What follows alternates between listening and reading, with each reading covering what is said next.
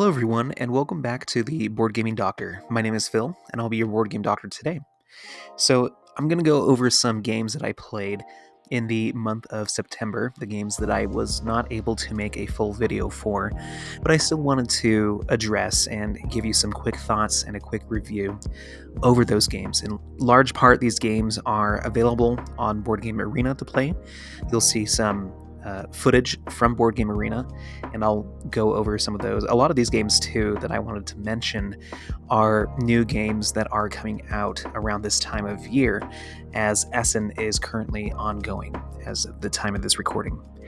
But just looking over my month in review as well, as you can see with Glass Road being at over 30 plays, in the month that was my go-to. I've been really grinding on getting a higher elo and higher rank on Board Game Arena, and it's been a lot of fun. I really look forward to playing Glass Road still, as I soon reach the 100 play mark for that game. And there are other games as well that I have been playing on an ongoing basis, and some of these games I've already covered on the channel. So let's get into it. But first, some Uwe Rosenberg news. I decided to include some of the news segments that I like to do on my Rosen blog, as I anxiously await for copies of the latest hotness from Rosenberg to come to my door. In the meantime, here is a cover for Click-a-Tree. So this has been in the works for quite a while. Board Game Geek entry has been in here since, I think, 2023, or at least early 2024. And now we see that this game is slated to come out next year, which makes sense since it seems like there's a lot of focus on not only Black Forest, but also other smaller games like the Label Legends game and others from Rosenberg. And so this is all that we have so far, is a box cover for Click-a-Tree by Skellig Games. And so hopefully we will see this very soon. And also, in addition to this, there was an announcement that a second edition of At the Gates of Loyang is being done. The second edition features art by Vincent Dutray, and so that's going to look really good. I searched hard for the news article that contained the actual picture. If I find it before I edit out this video, I'll show it here. But that is something to look forward to. I will let you know if we find out any more details about if there are any changes to gameplay, any changes to the cards, for example, or if it's just a reskin. So that'll be very interesting. So first up is Harvest, and Harvest was a game that I demoed and reviewed with First Impressions back last year when this game was on Kickstarter. And now it is, I'm pretty sure it is fully available on Board Game Arena, or at least in beta so everyone can try. But in this game, it's essentially a worker placement, resource collection, and tableau builder. Think of it as Agricola Light, essentially. After playing this a couple of times, I can see a lot of similarities with games like Agricola, where you have somewhat of a tight worker placement aspect going on here on the main board. You're collecting a few different resources to not only use to spend, but also to resources to grow on your own tableau. All the while, so you're planting these crops and harvesting them, tending them, giving them water, and then harvesting them for points. And so you can kind of get a base point score off of just planting your seeds and harvesting the vegetables. But then you also have these buildings that you can build out. There are a certain number of in the stack that you can draw from, and they range from like one-time abilities to ongoing abilities that you can cash in at the end of the game. They're worth a certain amount of points as well. And so there's a little bit of variety in how you might be wanting to approach this game based off of the buildings that are offered, as well as sunrise actions. There's a sort of bidding for turn order for better or more useful or rarer resources, for going last, and etc. And so there's very similar to, in my feeling, to how turn order is established in games like Viticulture, another farming simulator type of game. And so this game itself, Harvest, feels lighter than Viticulture, definitely lighter than Agricola, and it is intriguing. I think it would be fun to continue to explore this game.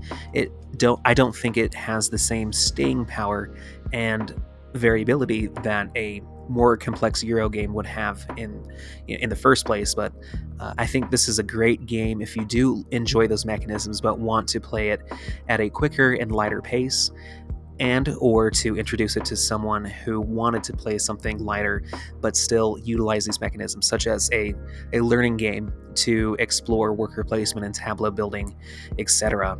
And so, yeah, this is a fun game, and I think it's worth checking out on Board Game Arena. So next is a game called Arctic. This is a relatively simple card game where you are trying to draw animals from a river as well as play them from your hand in front of you for sequences, essentially. If you can line up these sequences of these cards from your pile as high as possible and as diversely as possible with all of these animals, you will be able to score, many more points at the end of the game. When you do draw animals, you do move them across this landscape setup where you're trying to get them from the forest to the glacier, essentially, and that also helps determine how many points they are worth at the end of the game. Each animal, when they are played from your hand into your pile, they do have special actions that allow you to manipulate how many cards you draw, how many cards you can place into the pile, etc. And so to me, this is very much in the vein of games like Jaipur, where it's a relatively simple card game that has a little bit of strategy going on in it. I feel like there's more opportunities for the ability to really read your opponent's mind in games like Jaipur. I don't think this quite reaches that same level of over-the-table interaction. I think this game is enjoyable and quite fun, and I think it's light enough to teach to casual gamers and to have a good time with. Next is Castle Combo. This is a new released game that is being talked about around Essen Spiel. And this game is a card game in which you play out a grid of 3x3 cards. So essentially it's a 9-card placement game. The crux of this game is moving this token up and down these river of cards and spending gold that you acquire and start with to purchase these cards and place them strategically onto your tableau. And each card has an ability that they may allow you to do throughout the game, different ways that they score points as well. And so there's a good maybe 60, at least 60, probably if not more, maybe 70 or so cards in each of these stacks that you can play from and kind of combine in a different format and configuration from game to game. So this is very similar to games like Point Salad, where the cards and how you place them in front of you and it determines how many points you score at the end of the game, but also each card feels a little bit different in how they grant you those points. And so there's more variety, I feel like, in this type of game where you only see a certain amount of cards out of a pretty thick deck, and you're trying to mix and match them and arrange them in the best way possible to score. And so I really enjoy the variety that this game has. I enjoy how quick this game is as well. Another game that this reminds me of real quick is Far Away, which was a very popular lightweight game from last year around this time of year that was released. That is also on Board Game Arena, but in Far Away, each card has a determinate scoring opportunity on them, and how you place those in the order in which you place those determines the score that you get at the end of the game. Both of these games feel and play very quick. This was very quickly done asynchronously over Board Game Arena, and the game was over before I even knew it. And there are so many different ways that you can score the points, not only from the cards, but from the key symbols that are attached to each of these cards. Sometimes you can play them, face down for, I think, these keys as well. And so there are different ways you can approach this game, and it's really quick to be able to play this game as well as to reshuffle and redo as well. And so this game I really enjoyed. This is one that I would offline want to play again, and not just for review purposes. And so, really enjoyed this. I highly recommend you try Castle Combo. Next is Colt Express. So this game is an older game. I forget when it was published, but at least 10 years plus. And so this is a classic game where you are moving around this train in the setting of like a Western stick-up where bandits are trying to loot the passengers and the train itself while not being caught by the sheriff and losing health in the form of cards that will thicken your deck. And so this is essentially a hand management game where you draw cards to your hand, hopefully not cards that were people shooting at you, and thickening your deck with dud cards, and playing these in a kind of a programmed order to move around this train and to grab the loot and interact with the other opponents as well to prevent them from getting to where you want to go. I played this game in person, and so I apologize to these players for drawing this up on Board Game Arena, but this is, I really like the implementation, first of all, in Board Game Arena. I think it does the three-dimensional space really well, and this is a very, very much a toy factor, three-dimensional thing that you have in board game form that you have on the table that really catches the eye. So I really like the components and the pursuit of how this game works. It's pretty simplistic. It's not very difficult to learn and play this game. I do think there is a lot of social interaction that can happen in this game, since you do directly target other folks when you shoot at them with guns, or use your fists to bump them from one cart to another. And so I think at higher levels of play, this can become very interactive, and it really comes down to how well you mitigate the cards that you draw, and there are ways to be able to draw, skip a turn and draw more cards to have more options. And so I think there's more than meets the eye to this very much component heavy and fun for type of game. But I enjoyed my play, and I think I would play it again. Next on the list is Cosmoctopus. So this is a game that came out last year from Lucky Duck Games, and this game was fun. This was an easy game to pick up, relatively easy to pick up, even if you just got into a game and tried to learn it from just playing, which is what I did. But what you're doing is moving around this octopus head from space to space. You can pay more to move farther away. You're gaining these different resources to play these different cards that you have in your hand, and you draw some more from a card row. And these cards give you some ongoing abilities, some one-time effects, and objectives to pursue. And the whole objective of this game is to collect different tentacles, and the first to 8 tentacles wins. So some of these cards, as you can see here, have an icon. When you do complete the card requirements, you do gain that octopus tentacle. So pretty fun. It's pretty tactical in terms of saving resources to have the flexibility to move around this tableau to gain the resources and the effects as described here. A little bit of planning ahead to do so as well, and with added variety from the card row and different objectives to pursue from game to game, I was pleasantly surprised by this game. So this is a follow-up on my initial first impressions of Darwin's Journey, which I did a few months back. And so Darwin's Journey is one of the latest games from Simone Luciani and company. And as I mentioned in that review, and as many people know, as this game is pretty well received, you're utilizing worker placement to advance along a couple of different tracks. I'm going to pause the game here just for a bit. And so you move along these tracks to research animals, pick up different resources as well. Yeah, you're playing a little puzzle here with these animals to deliver these specimens back to the mainland, and gaining ability to gain points along the way as well. you're trying to keep ahead of the ship. I forgot the name of the ship already. Sorry about that.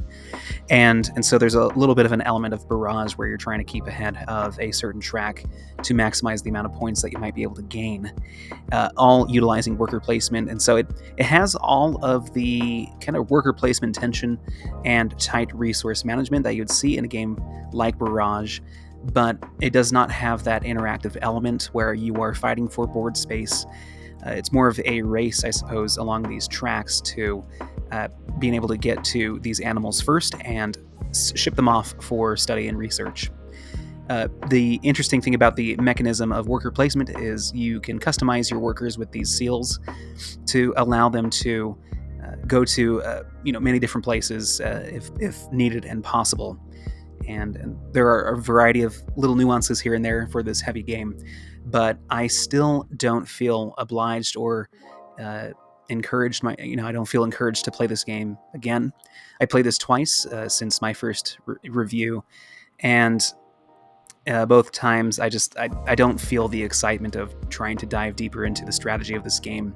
I think there's a lot of variety here in setup and what you try to pursue, but ultimately it's basically using resources to advance on tracks, and I'm typically not a huge fan of that, but that is just my small opinion. This is still a very well-received game, and it is on Board Game Arena, as you can see, in beta, and so anyone can play it. Next is DVONN. This is one of the most highly rated pure abstract games there is, and it is on Board Game Arena. Essentially what you're trying to do is move your own colored pieces over a couple of spaces, following these lines, and you stack them on top of another piece depending on how many pieces are in that stack already. And the point is to keep all of your own color connected to these red pieces without having them be overtaken by your opponent. And whoever has the most points after, no one can really move any other piece onto another stack wins. And as you can see, there are opportunities to take the pieces from one another as well and make them disappear, making the game harder. And so this is a pretty fun, pure abstract game. Once again, highly rated. I think those who enjoy more of a game along the lines of like Chinese checkers and checkers may enjoy this type of game, more so than perhaps a game of, say, chess with a little bit of a higher rule set or a more complex rule set in the abstract nature, and perhaps not games like Santorini, which have more of a toy factor related to it rather than just it being a pure abstract game. But very fun to experiment with this, and I enjoyed my time with it. Next is Finca. So I didn't realize how old the original game is. It's probably 10 or so years, 15 maybe.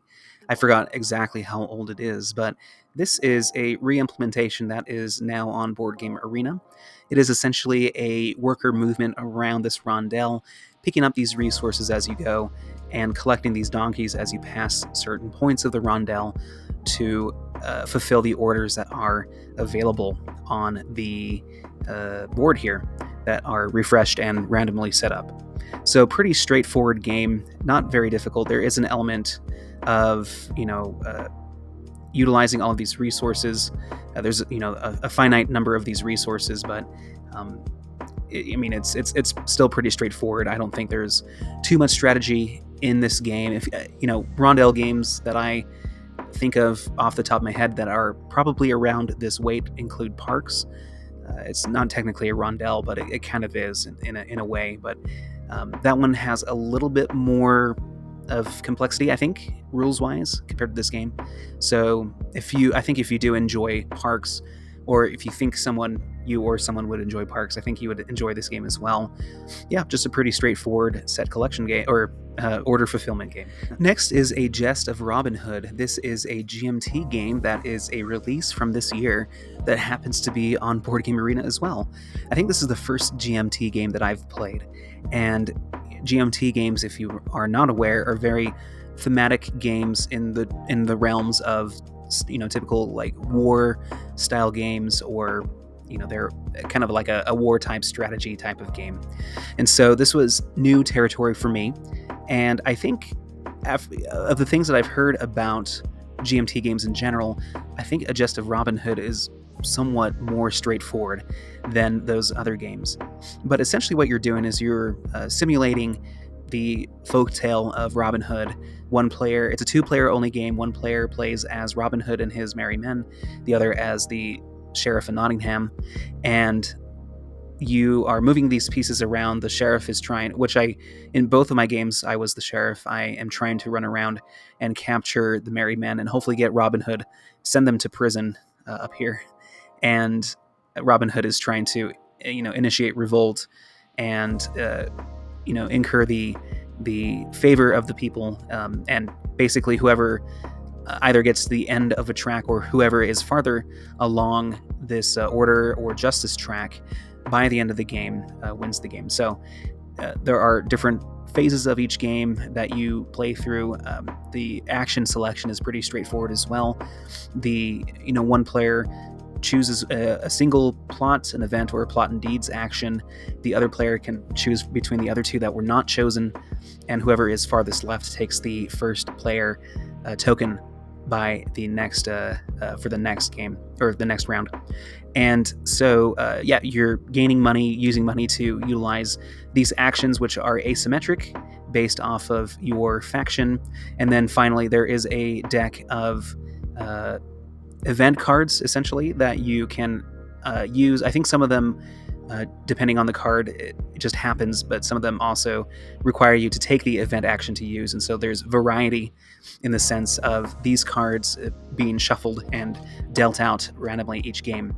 I really liked that because I felt it was easier to acclimate myself to a game like this, especially being GMT naive, where I feel like a lot of those games, and perhaps I forget if it's GMT, but like a game like Twilight Struggle is very similar to this in the approach of simulating a historic event and utilizing a lot of thematic complexity in the terms of the cards and what they can do and what you can accomplish in general for the game. A lot of like area management or control or area seizing area area control or things like that, majority.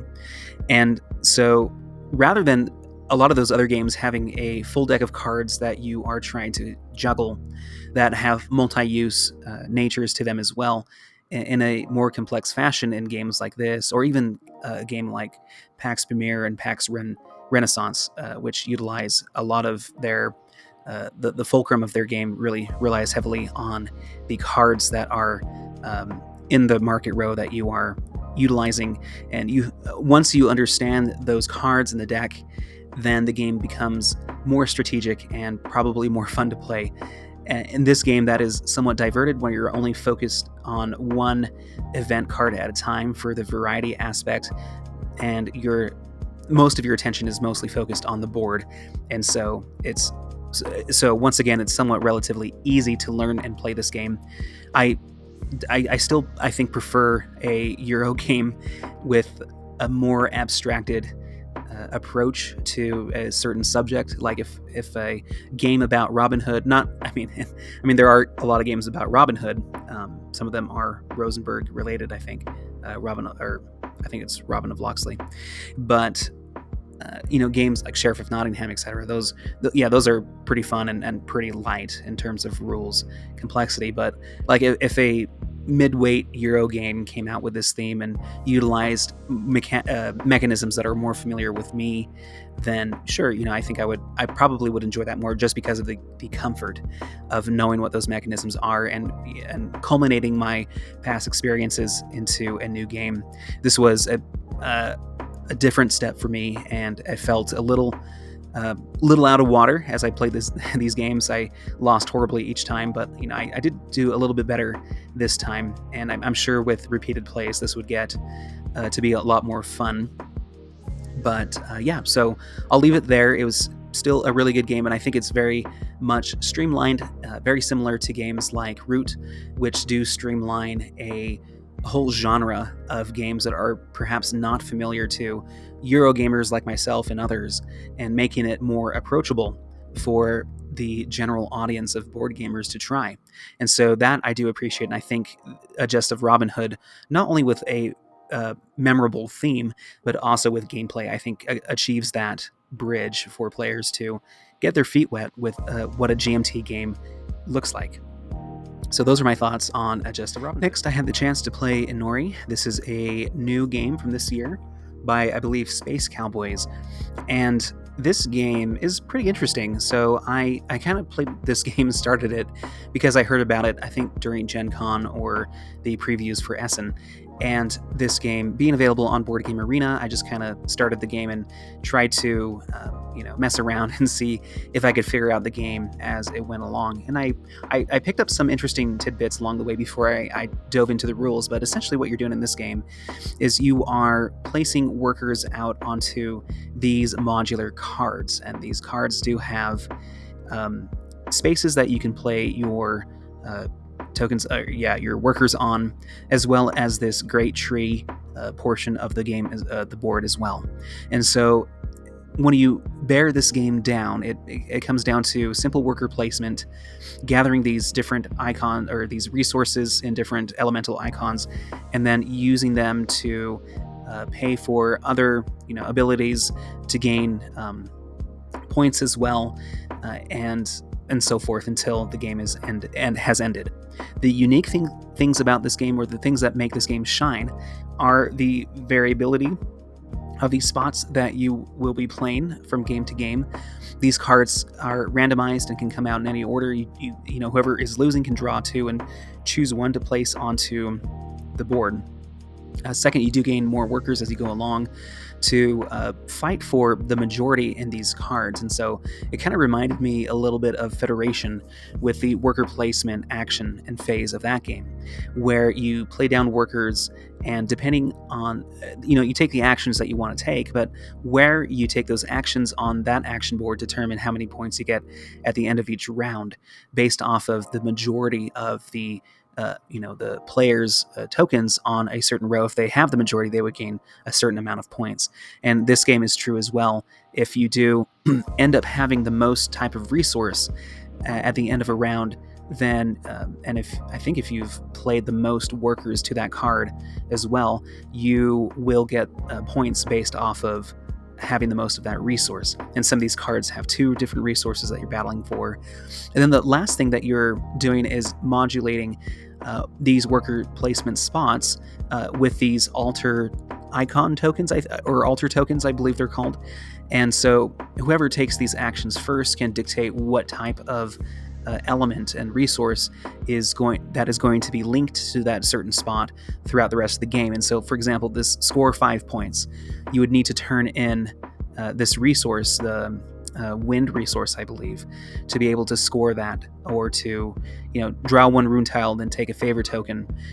You would have to turn in this fire token. Whoever gets there first can determine what that resource is and will be for the rest of the game. So overall, it's a pretty light rule set. However, there is a lot of variability. It plays relatively short, and I really enjoyed the back and forth that this game provided. The race to getting to some of these spots to utilize some of their point gathering actions or other actions in that manner, and then allocating your other workers to these cards to gather resources, but also to gain as many points from those cards as possible. And so our scores went back and forth and were pretty tight throughout the game. And so it was pretty fun. I think this is a great lightweight game that can teach a lot of people the ins and outs of worker placement and area control or area majority, as well as a modular approach to this static portion of the board. So yeah, pretty fun game. Next, I want to talk about Loyang. This is a game, a very classic game that is now being tested. It may be in beta already. If not, it will be shortly on Board Game Arena. So this is a game, and here shown is the near ending of one game that I'm currently doing asynchronously. So this game is a bag builder where you draw certain tiles and place them in front of you, and you allocate them to your tableau to activate certain actions during the game, such as moving, a ship or wagon across the map to gather these resources in between those tracks. Or you can, allocate. I forgot how the beneficial deeds work, but anyway, you can gather these place tiles to add variability to your board as well. And advancing along these tracks as well give you opportunities to gain different resources as well as point opportunities as well. And so this game has a little bit of everything. It's got the bag building element to it. You can cull them and place them onto the beneficial deeds for points. You can advance on tracks and really I think hone in your strategies based off of the place tiles that are available and the ones that you try to achieve along the way. So a lot of strategy to this game, a lot of strategy that I don't know about. I'm still learning this game, but there is a lot here that is offered. I remember playing Orleans really early in my board gaming experience, especially with Euro games.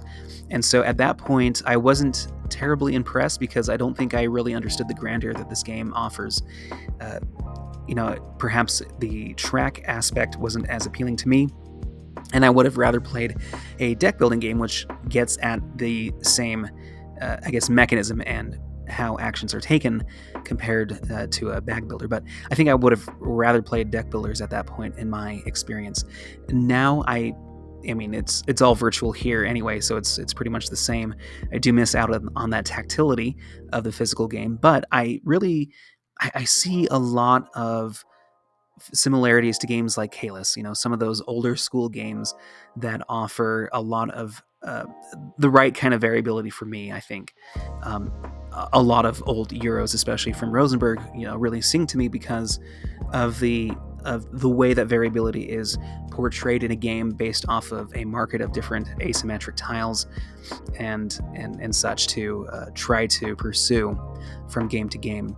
And so I like the aspect of this game having a touch of variability based off of this.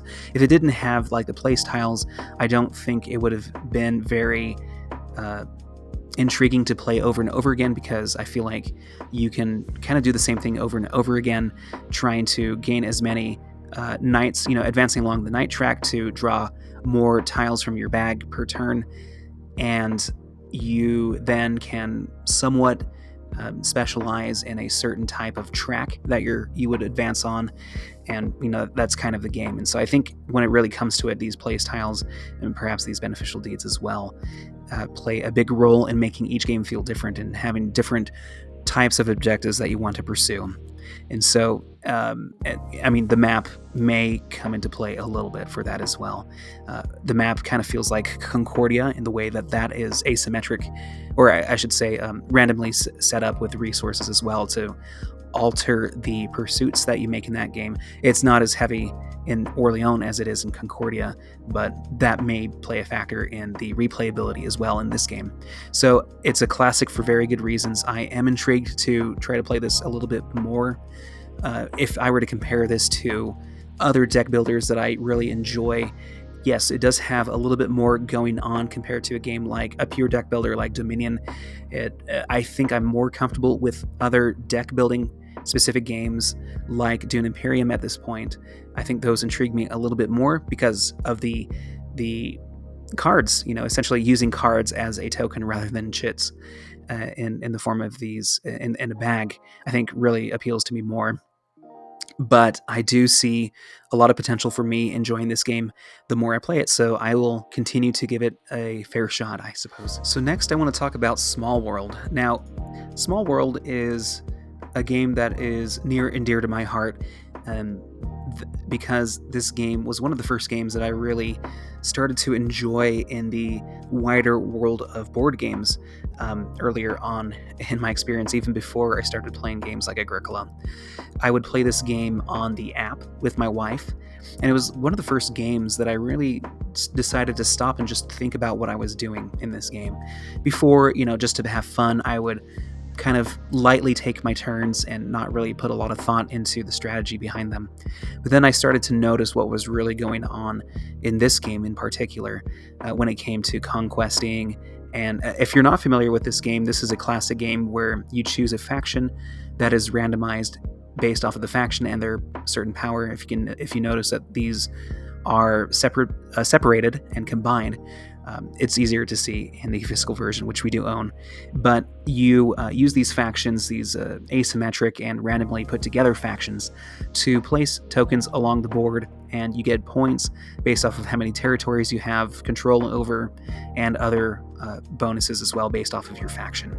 And so this game is only 10 turns long for a 3-player game, rather.